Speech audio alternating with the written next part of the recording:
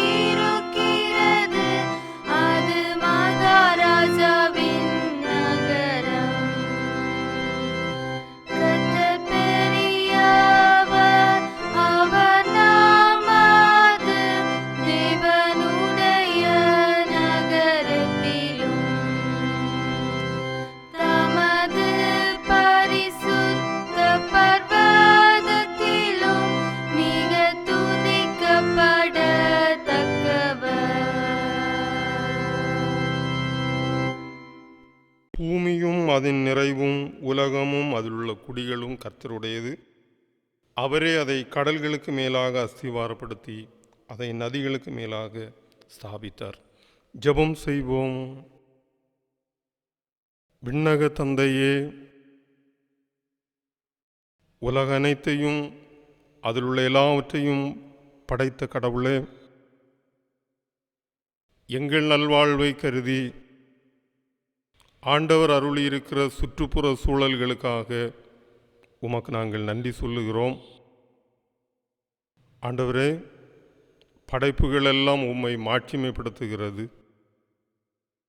நாங்களும் அப்பா முழு படைப்பையும் ஆண்டவரை நினைத்து அதை மாட்சிமைப்படுத்துவதற்கு கடவுள் எங்களை ஆயத்தப்படுத்த நாங்கள் ஜெபிக்கிறோம்.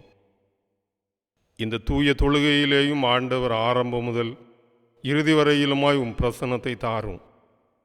உம்மை தொழுது கொள்ளுகிற நாங்கள் நீர் படைத்த படைப்புகளை ஆண்டவரை அழிவுக்கு கொண்டு செல்லாமல் அதை பாதுகாக்க பண்படுத்த எங்களை ஆண்டவர் ஆயத்தப்படுத்தி அருளுவீராக.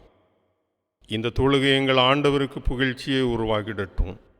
இயேசு இரட்சகரின் மூலம் வேண்டிக் கொள்ளுகிறோம் பிதாவே, ஆமேன். நாம் இணைந்து 10வது கீர்த்தனையை பாடிடுவோம். போற்றிடுவாய் மனமே நீ பரனை, போற்றிடுவாய் மனமே. கீர்த்தனை 10.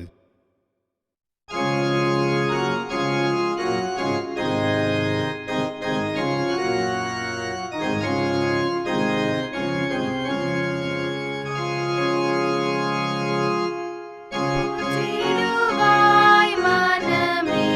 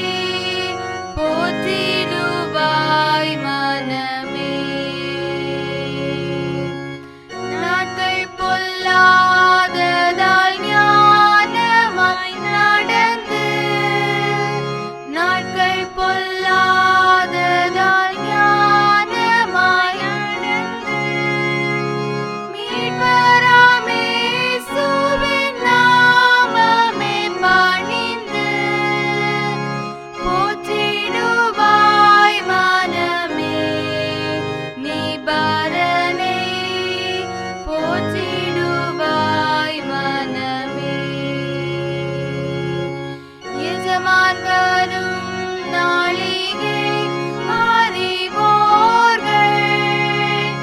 எஜமான் வரும் நாளிகை அறிவோர்கள். நிஜமே பரகதி வீடடைவார்கள். போற்றிடுவாய் மனமே நீ பரனை. போற்றிடுவாய் மனமே.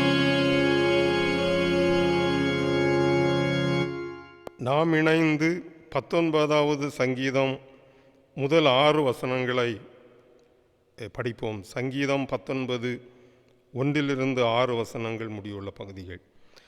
வானங்கள் தேவனுடைய மகிமையை வெளிப்படுத்துகிறது. ஆகாய விரிவு அவருடைய கரங்களின் கிரியையை அறிவிக்கிறது. பகலுக்கு பகல் வார்த்தைகளை பொழிகிறது. இரவுக்கு இரவு அறிவை தெரிவிக்கிறது. அவைகளுக்கு பேச்சும் இல்லை, வார்த்தையும் இல்லை. அவைகளின் சத்தம் கேட்கப்படுவதும் இல்லை. ஆகிலும் அவைகளின் சத்தம் பூமி எங்கும், அவைகளின் வசனங்கள் பூச்சக்கரத்து கடைசி வரைக்கும் செல்லுகிறது. அவைகளில் சூரியனுக்கு ஒரு கூடாரத்தை ஸ்தாபித்தார். அது தன் மணவரையிலிருந்து புறப்படுகிற மணவாளனை போல் இருந்து பராக்கிரமசாலியைப் போல் தன் பாதையில் ஓட மகிழ்ச்சியாய் இருக்கிறது. அது வானங்களின் ஒரு முனையிலிருந்து புறப்பட்டு அவைகளின் மறுமுனை வரைக்கும் சுற்றி ஓடுகிறது. அதன் சாந்திக்கு மறைவானது ஒன்றுமில்லை என்பதே.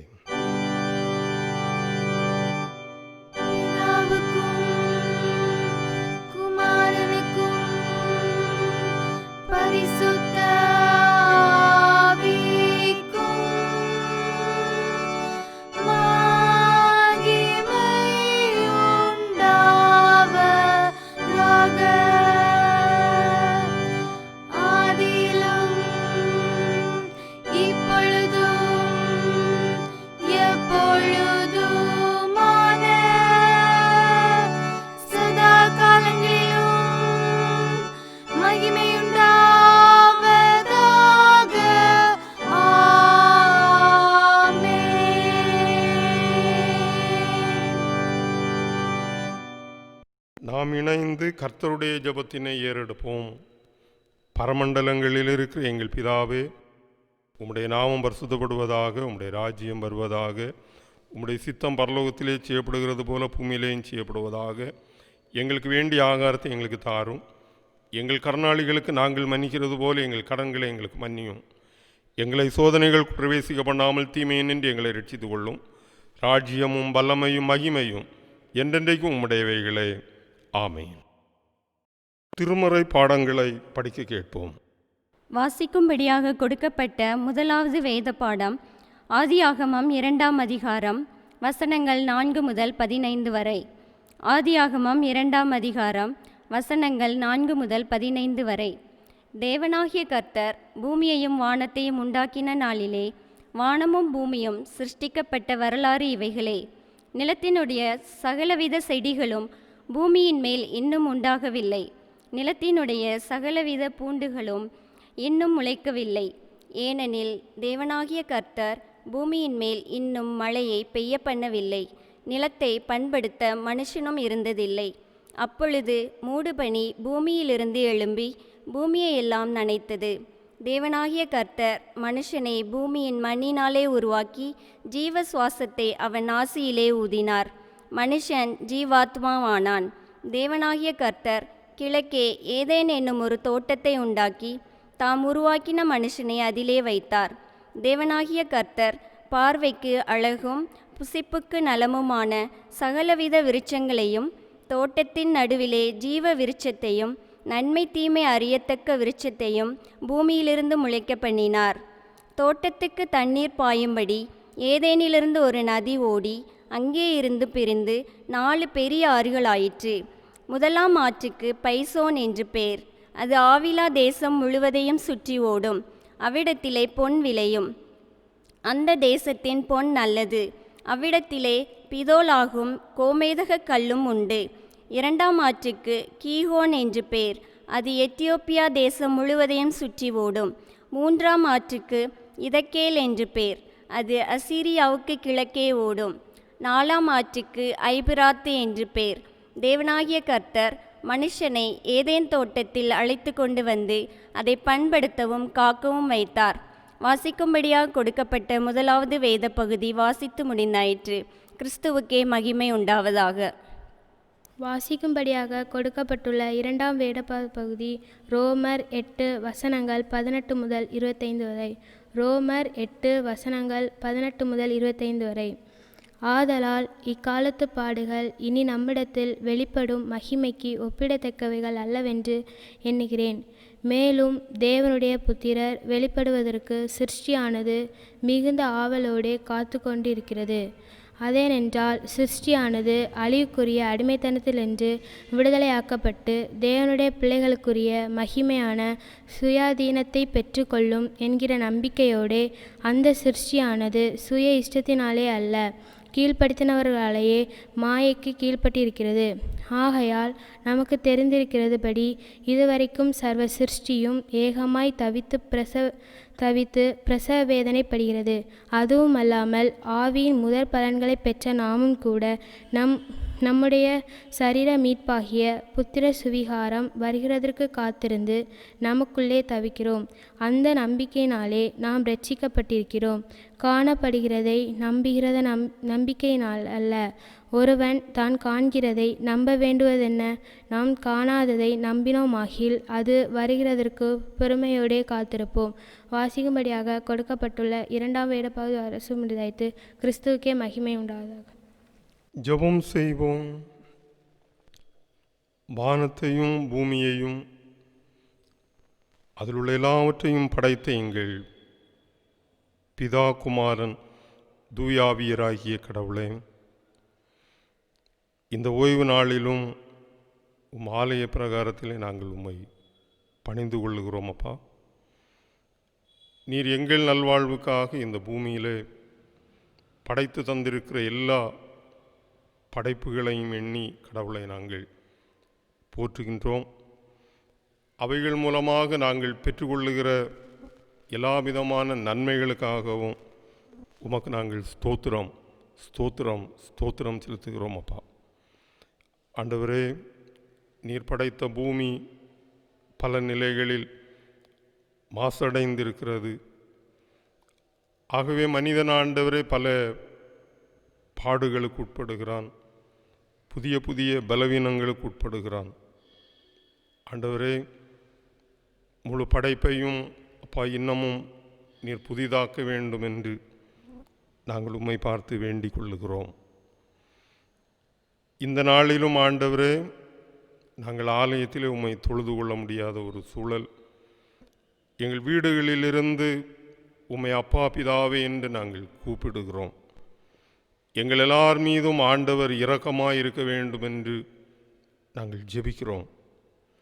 கடவுளே, இந்த வேளையிலேயும் உலகத்தை சுவாமி பல நிலைகளில் பாதிப்படைய செய்து கொண்டிருக்கிற இந்த கொரோனா வைரஸ் பாதிப்பை ஆண்டவர் முற்றிலுமாய் நீக்க வேண்டுமாய் நாங்கள் ஜெபிக்கிறோம். அப்பா, அதனுடைய தாக்கம் குறையவும் ஆண்டவரே, அது சுவாமி முற்றிலுமாய் அழிக்கப்படவும் ஆண்டவரே, மக்கள் ஒரு சகஜமான வாழ்வு நிலையை பெறவும் ஆண்டவர் உதவி செய்ய வேண்டும் என்று நாங்கள் ஜெபிக்கிறோம்.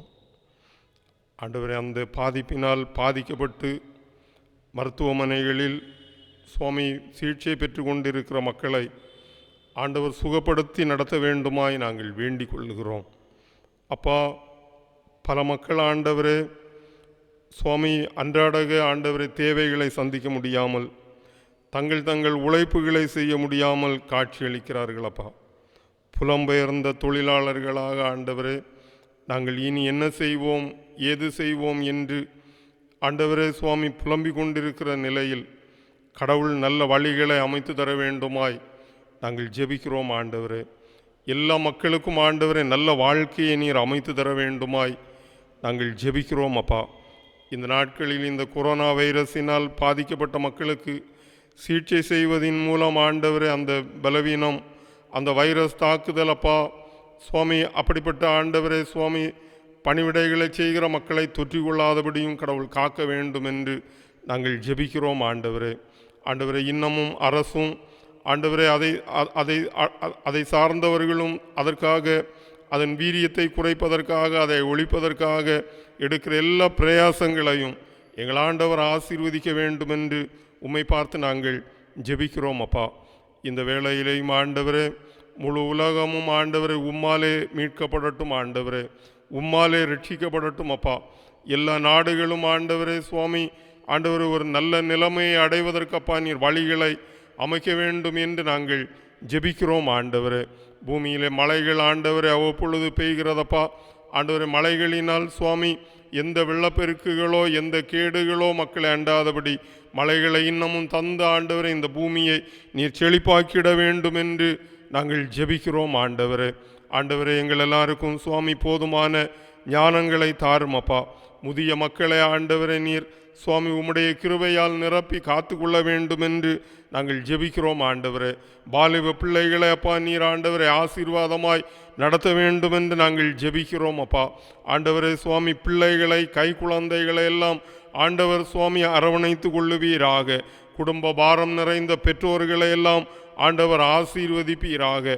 ஆண்டவர் பற்பல வியாதிகளோடு இருக்கிற மக்களை ஆண்டவர் சுகப்படுத்த வேண்டும் என்று நாங்கள் ஜெபிக்கிறோம் ஆண்டவரே. இந்த காலை வேளையிலையும் ஆண்டவரே பல தேவைகளோடு இருக்கிற ஒவ்வொரு மக்களையும் ஆண்டவரே தேவைகளை எல்லாம் நிறைவேற்றி நீர் ஆசீர்வதிப்பீராக. எங்கள் ஆண்டவரே ஆலயத்தை சார்ந்த மக்களாக தூர தொலைவு இடங்களிலெல்லாம் குடும்பமாக தனியாக ஆண்டவரே இருக்கிற மக்களையும் ஆண்டவர் ஆசீர்வதிக்க வேண்டும் என்று ஜெபிக்கிறோம். அவர்களுக்கு அடைக்கலமும் கோட்டையும் அரணுமாக இருந்து ஆண்டவர் காத்து கொள்ள வேண்டும் என்று நாங்கள் ஜெபிக்கிறோம் ஆண்டவரே. பரலோக பிதாவே, எங்கள் ஆலயத்திலேயும் சுவாமி கடந்து வந்த வாரத்திலே ஆண்டவர் ஒரு குடும்பத்திலே சுவாமி ஒரு தகப்பனாரை இழந்து துக்கத்தோடு இருக்கிற அருமையான குடும்பாங்கங்களை ஆண்டவர் ஆறுதலும் தேறுதலும் ஆண்டவரை சமாதானமும் அருளி கடவுள் நடத்த வேண்டும் என்று உம்மை பார்த்து நாங்கள் ஜெபிக்கிறோம் அப்பா. ஆண்டவரே, தொழில்களை செய்கிற எல்லாருடைய வாழ்விலும் கடவுள் ஆசீர்வாதங்களை அருளும். தொழில்களை ஆண்டவரே செய்வதின் மூலம் முன்னேற்றத்தை அடைய எங்கள் ஆண்டவர் உதவி செய்ய வேண்டும் என்று நாங்கள் ஜெபிக்கிறோம் ஆண்டவரே.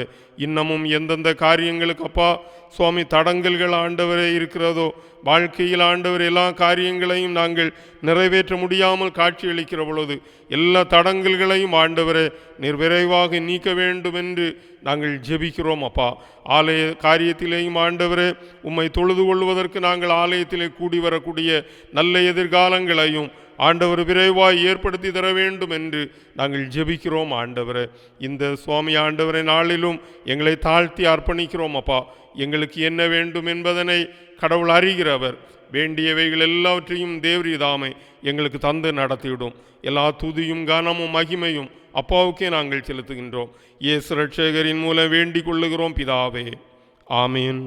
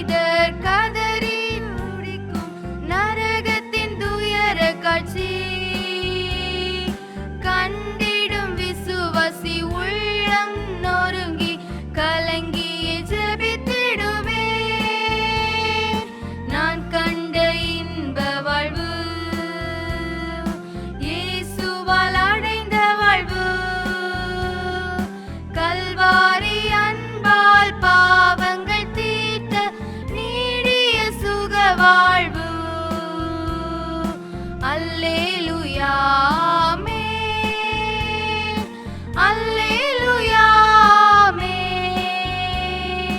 அல்லேலூயா ஆமென். அல்லேலூயா ஆமென். பிரியமானவர்களே, இந்த ஓய்வு நாளிலும் இல்லங்களிலே இருந்து ஆண்டவரை நாம் தொழுது கொள்ள கடவுள் இந்த பாக்கியத்தை நமக்கு தந்தார். அனைவரையும் மகிழ்வாய் வரவேற்கிறேன். கடவுளுடைய அருளும் ஆசியும் நம்ம எல்லாருக்கும் நிறைவாய் கிடைக்கட்டும். இந்த நாளில் சிந்தனைக்காக விடுதலைக்கு இயங்கும் படைப்பு, கிரியேஷன் குரோயான்ஸ் ஃபார் லிபரேஷன். ஆதியாகமம் புஸ்தகத்தை நாம் படிக்கிற பொழுது படைப்பு அனைத்தும் கடவுளுடையது. அது சுயமாய் தோன்றின ஒன்று அல்ல. ஆண்டவரே மனிதனை படைத்தார், உலகத்தில் உள்ள எல்லாவற்றையும் படைத்தார் என்று சொல்லி நாம் படிக்கிறோம். மட்டுமல்ல, ஆதியாகமம் புஸ்தகத்தில் எல்லாவற்றையும் படைத்த ஆண்டவர் அனைத்தையும் நல்லது என்று கண்டார் என்று நாம் படிக்கிறோம். ஆனால் இன்றைக்கு இந்த படைப்புகள் எல்லாம் சிதைவுற்றிருக்கிறது. மனிதனும் உயிரினங்களும் வாழுவதற்கு மிகவும் அவசியமான நிலம், காற்று, நீர் அவைகள் கூட இன்றைக்கு மாசுபடிந்திருக்கிறது என்று சொல்லலாம். காற்று மாசுபடிந்திருக்கிறது, தண்ணீர் மாசுபடிந்திருக்கிறது, நிலம் மாசுபடிந்திருக்கிறது.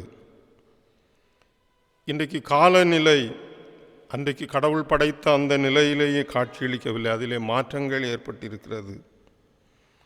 உலக வெப்பமாதல் அதிகமாக இருக்கிறது. பல வேளைகளில் மழை இல்லாத வறட்சி நிலை, சில வேளைகளில் அமில மழை பொழிகிறது, நாம் கேள்விப்படுகிறோம். காடுகள் பல அழிக்கப்பட்டிருக்கிறது. அணு கழிவுகள், இரசாயன கழிவுகள், நெகிழி கழிவுகள் என்று சொல்லி இந்த ஆண்டவருடைய படைப்பு மாசுபட்டிருக்கிறது. உலகிலே தலை சிறந்த விஞ்ஞானியாகிய ஸ்டீவன் ஹாக்கின்ஸ் சொல்லுகிற பொழுது இப்படி சொல்லுகிறார்: மனுக்குலம் தற்கொலைக்கான செயல்முறையில் இருக்கிறது என்று சொல்லி குறிப்பிடுகிறார்.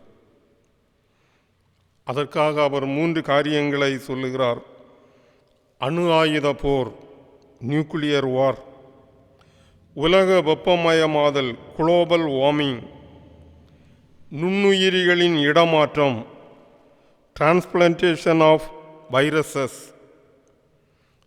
ஆக இந்த துயர நிலைக்கு காரணம் மனிதனுடைய தவறான மனநிலையே என்று சொல்லி அவர் குறிப்பிடுகிறார்.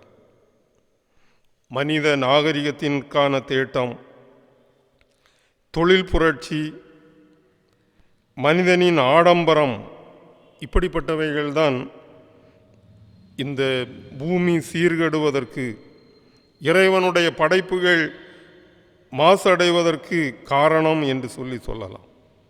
ரோமர் 8வது அதிகாரம் 22வது வசனத்தை நாம் படிக்கிற பொழுது, ஆகையால் நமக்கு தெரிந்திருக்கிறபடி இதுவரைக்கும் சர்வ சிருஷ்டியும் ஏகமாய் தவித்து பிரசவ வேதனைப்படுகிறது. இங்கே பவுல் சொல்லுகிறார், சர்வ சிருஷ்டியும் பேறுகால வேதனைப்படுகிறது என்று சொல்லி. ஒரு தாய் பேறுகாலம் பிரசவ வேளையில் அவளுடைய பலவீனம், மனசோர்வு, பயம், வருத்தம் இவைகளையெல்லாம் கொண்டவளாக காட்சியளிப்பாள். ஆனால் அந்த வேதனையிலேயும் பிறக்க போகிற ஒரு குழந்தையை குறித்த ஒரு மகிழ்ச்சி அவளுக்கு இருக்கும். அதை போலதான் சர்வ சிருஷ்டியும், ஆண்டவர் படைத்த அனைத்தும் இன்றைக்கு மாசுபட்டிருக்கிறது. ஆண்டவருடைய வருகையில் அந்த மாசுகளெல்லாம் நீங்கி ஒரு புதிய வானம், புதிய பூமி உருவாகும். அதை தான் பவுல் இந்த பேறுகால வேதனை பட்டு கொண்டிருக்கிறது என்று சொல்லி குறிப்பிடுகிறார். பிரியமானவர்களை, இன்றைக்கு அந்த படைப்புகளெல்லாம் இப்படி வேதனைப்பட்டு கொண்டிருக்கிற பொழுது அதற்கு விடுதலையை கொண்டு வர வேண்டியது நம்முடைய எல்லாருடைய கடமை என்று சொல்லலாம். ஆகவே இன்றைக்கு நாம் என்ன செய்ய வேண்டும்? முதலாவது, மனிதனுடைய பேராசையை தவிர்க்க வேண்டும். சுற்றுப்புறம் சீர்கேடாமல் இருக்க வேண்டும் என்று சொன்னால் மனிதன் பேராசையற்றவனாக காட்சியளிக்க வேண்டும். மகாத்மா காந்தி சொன்னார், உலகத்திலே எல்லாருடைய தேவைகளையும் நிறைவேற்றுவதற்கு போதுமானது இருக்கிறது, ஆனால் எல்லாருடைய ஆசைகளையும் நிறைவேற்றுவதற்கு போதுமானது இல்லை என்று சொல்லி. ஆக மனிதனுடைய அந்த பேராசை தான் சுற்றுப்புற சூழலை சீர்கேட செய்கிறது. ஆதியாகமம் புஸ்தகத்திலே ஆதாம் ஏவாள் ஆண்டவர் நல்ல ஏதேன் தோட்டத்திலே அவர்களை கொண்டு அமர வைக்கிறார். ஆனால் அந்த ஆதாம் ஏவாளுக்கு சர்ப்பம் கவர்ச்சியான வார்த்தையை சொல்லுகிறது, நீங்கள் இந்த மரத்தின் கனிகளை பறித்து சாப்பிட்டால் நீங்கள் சாக மாட்டீர்கள், தேவர்களைப் போல ஆவீர்கள் என்று சொல்லி. ஆகவே அந்த பேராசையினால் கடவுள் அவர்களுக்கு நல்ல வாழ்க்கையை தான் கொடுத்திருக்கிறார் அந்த ஏதேன் தோட்டத்திலே. ஆனால் அந்த பேராசையினால் அவர்கள் சாபத்தீடான ஒரு வாழ்வை பெற்றுக்கொண்டார்கள் என்று சொல்லி நாம் படிக்கிறோம். பிரியமானவர்களே, ஒவ்வொரு மனிதனும் இன்றைக்கு பேராசையினால்தான் இந்த கடவுள் படைத்த படைப்புகளை சீர்கேடு அடைய செய்கிறான். எப்படி 99 கோடி இருக்கிறது என்று சொன்னால் அதை 100 கோடி ஆக்கலாம். 999 கோடி இருக்கிறது என்று சொன்னால் எப்படி அதை 1000 கோடி ஆக்கலாம். அப்படிப்பட்ட பேராசையினால் அதற்கு மனிதன் எதை செய்தாலும், இயற்கையை நாசப்படுத்தினாலும் பரவாயில்லை என்கிற ஒரு நிலைக்கு மனிதன் சென்று விட்டான் என்று சொல்லலாம். ஆக பிரியமானவர்களே, சாலமோன் ஞானி நீதிமொழிகளிலே சொல்லுகிற பொழுது 5வது அதிகாரம் 10வது வசனத்திலே, பணப்பிரியன் பணத்தினால் திருப்தி அடைவதில்லை, செல்வப்பிரியன் செல்வ பெருக்கினால் திருப்தி அடைவதில்லை. ஒருபோதும் பணப்பிரியன் பணத்தினால் திருப்தி அடைய மாட்டான், செல்வப்பிரியன் செல்வத்தினால் திருப்தி அடைவதில்லை, இதுவும் மாயையே என்று சொல்லி குறிப்பிடுகிறார். ஆக பிரியமானவர்களே, பேராசையோடு நாம் வாழ்கிற பொழுது நாம் சுற்றுப்புற சூழலை சீர்கேடு அடைய தான் செய்வோம். ஆனால் பேராசையின்றி வாழுகிற பொழுது நாம் இந்த இயற்கை வழியாக நிறைவாழ்வை பெற முடியும். ஆகவே நாம் பேராசையை களைந்து வாழுவோம். 2வதாக, நாம் பொறுப்புள்ளவர்களாக வாழ வேண்டும். ஆதியாகமம் 2வது அதிகாரம் 15வது வசனத்திலே நாம் படிக்கிற பொழுது, கடவுள் ஏதேன் தோட்டத்திலே ஆதாமையும் ஏவாளையும் அமர்த்தி இதை பண்படுத்தவும் பாதுகாக்கவும் செய்யுங்கள் என்று சொல்லி குறிப்பிடுகிறார். ஆக அந்த பொறுப்பான பணிவிடையை நாம் செய்கிற பொழுது நாம் ஆண்டவர் படைத்திருக்கிற இந்த படைப்புகளை சீர்கேடடைய செய்கிறதல்ல, அதை அழிக்கிறதல்ல, அதை பாதுகாக்கவும் பண்படுத்தவும் வேண்டும். மண்புழுவை நாம் பார்த்திருக்கிறோம், இந்த கரையான்களையும் நாம் பார்த்திருக்கிறோம். அவைகள் மண்ணோடு ஒட்டி வாழ்கிறது.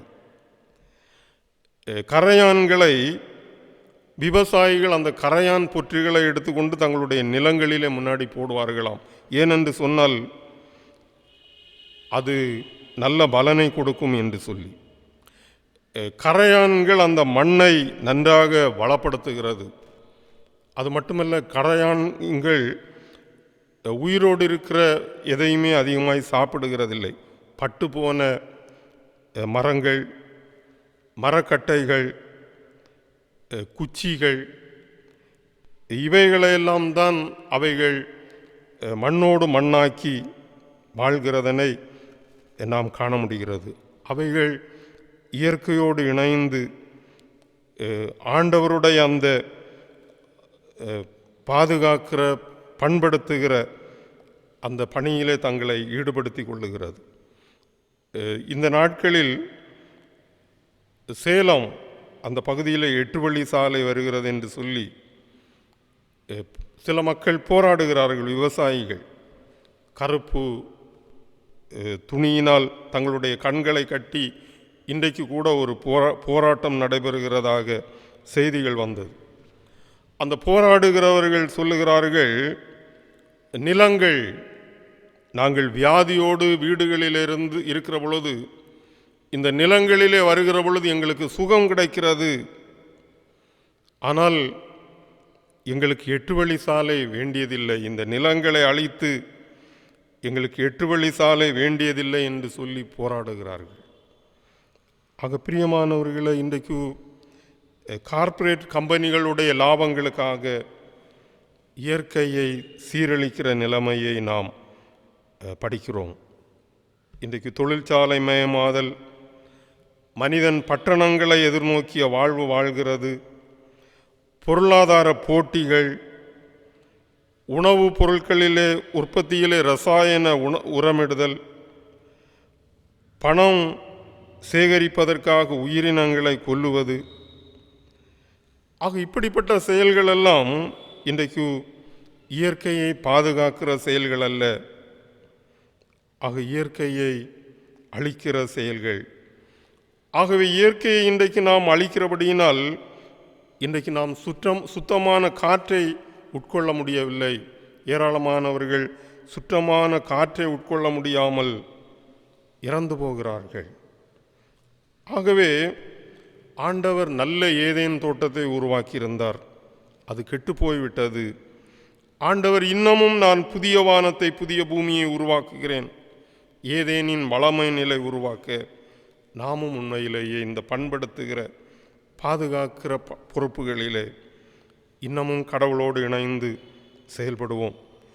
மூன்றாவதாக, இயற்கையின் நண்பர்களாக நாம் மாறுவோம்.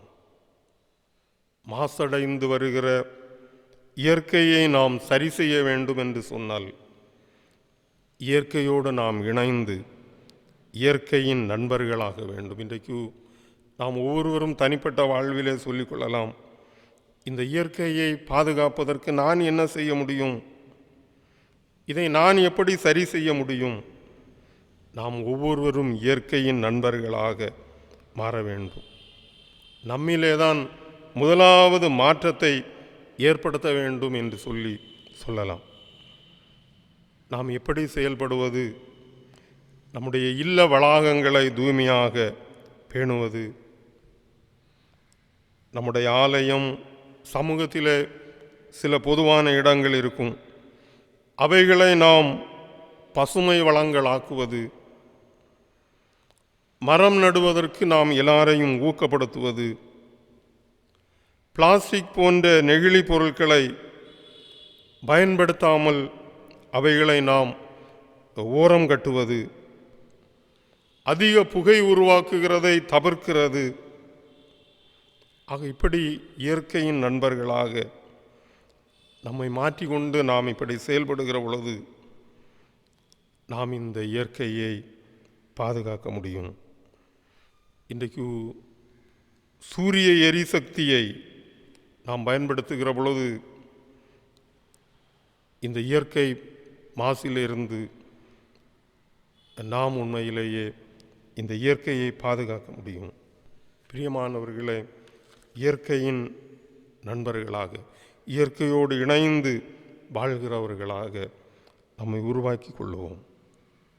ஜூன் மாதம் 5ஆம் நாள் சுற்றுப்புற சூழல் தினம் என்று சொல்லி ஒவ்வொரு ஆண்டும் நினைவு கூறுகிறார்கள். ஆக நாம் இந்த ஞாயிறை சுற்றுப்புற சூழல் ஞாயிறாக நாம் நினைவு கூர்ந்து ஆண்டவர் தந்திருக்கிற சுற்றுப்புற சூழல் சீர்கெடாமல் காப்பதற்கு பேராசையை தவிர்ப்போம். இந்த இயற்கையை பண்படுத்தவும் பாதுகாக்கவும் இறைவன் நம்மை அமர்த்தியிருக்கிறார் என்கிற நிலையில் அதில் பொறுப்போடு இருப்போம். இயற்கையின் நண்பர்களாக மாறி இயற்கையோடு இணைந்து நாமும் செயல்படுவோம். கடவுள் நம்மை ஆசீர்வதித்து கடவுள் நமக்கு தந்திருக்கிற இயற்கையை இன்னமும் சீர் செய்ய ஆண்டவர் அருள் செய்வாராக. ஆமீன். நாம் நம்முடைய விசுவாசத்தினை அப்போஸ்தலர் விசுவாச பிரமாணத்தின் மூலம் அறிக்கை செய்வோம். வானத்தையும் பூமியையும் படைத்த சர்வ வல்லமையுள்ள பிதாவாகிய கடவுளை விசுவாசிக்கிறேன். அவருடைய ஒரே குமாரனாகி நம்முடைய நாதர் இயேசு கிறிஸ்துவை விசுவாசிக்கிறேன். அவர் பரிசுத்த ஆவியினாலே கன்னிமரியாடத்தில் உற்பத்தியாகி பிறந்தார். பொந்து பிலாத்துவின் காலத்தில் பாடுபட்டு சிலுவையில் அறையுண்டு மரித்து அடக்கம் பண்ணப்பட்டு பாதாளத்தில் இறங்கினார். 3ஆம் நாள் மரித்தோரிடத்திலிருந்து எழுந்தருளினார். பரலோகத்துக்கு எழுந்தருளி சர்வ வல்லமையுள்ள கடவுளின் வலது பாரசத்திலே வீற்றிருக்கிறார். அவ்விடத்திலிருந்து உயிருள்ளோரையும் மரித்தோரையும் நியாயம் தீர்க்க வருவார். பரிசுத்த ஆவியை விசுவாசிக்கிறேன். பொதுவாக இருக்கிற பரிசுத்த சபையும் பரிசுத்தவான்களுடைய ஐக்கியமும் பாவ மன்னிப்பும் மரித்தோர் உயிர்த்தெழுதலும் நித்திய ஜீவனும் உண்டென்று விசுவாசிக்கிறேன். ஆமேன். நாம் இணைந்து 72வது ஞான பாடலினை பாடிடுவோம். நேர்த்தியானது அனைத்தும் சிறிதும் பெரிதும் ஞானம் விந்தை ஆனதும் கர்த்தாவின் படைப்பாம். ஞான பாடல் 72.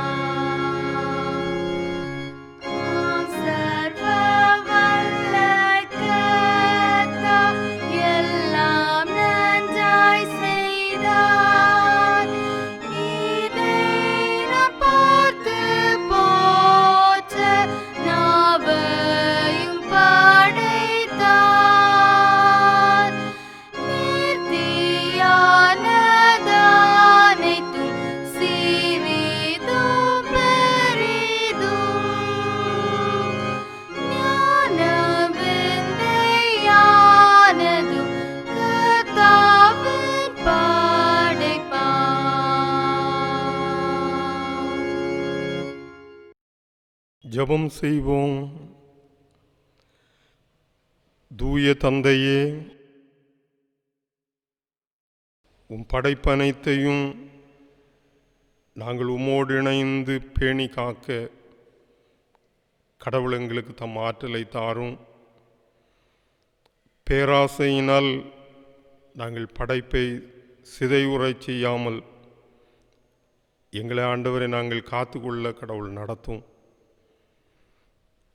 நாங்கள் படைப்பை பாதுகாக்கிற ஆண்டவரை பண்படுத்துகிற பொறுப்பாளர்களாய் விளங்கச் செய்யும் அப்பா.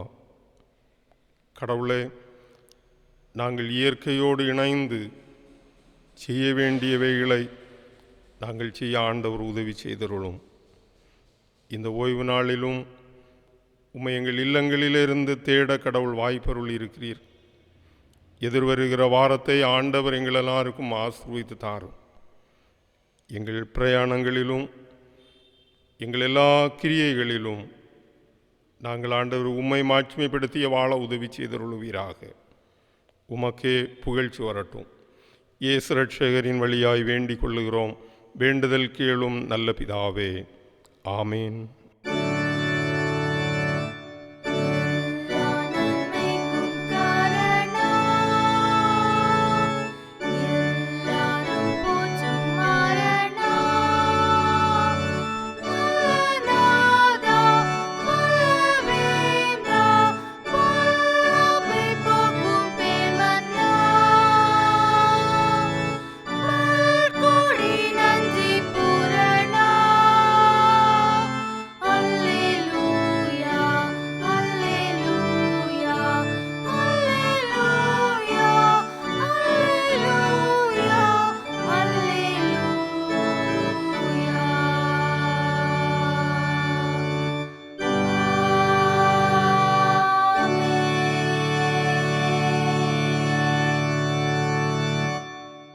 நம்முடைய கடவுளும் இரட்சகருமாகிய இயேசு கிறிஸ்துவின் கிருபையும் பிதாவாகிய தேவனுடைய அன்பும் தூயாவியானோருடைய ஐக்கிய சிநேகமும் நம் எல்லாரோடும் இன்றும் இனிவரும் எல்லா காலத்திலேயும் தங்கியிருப்பதாக. ஆமேன்.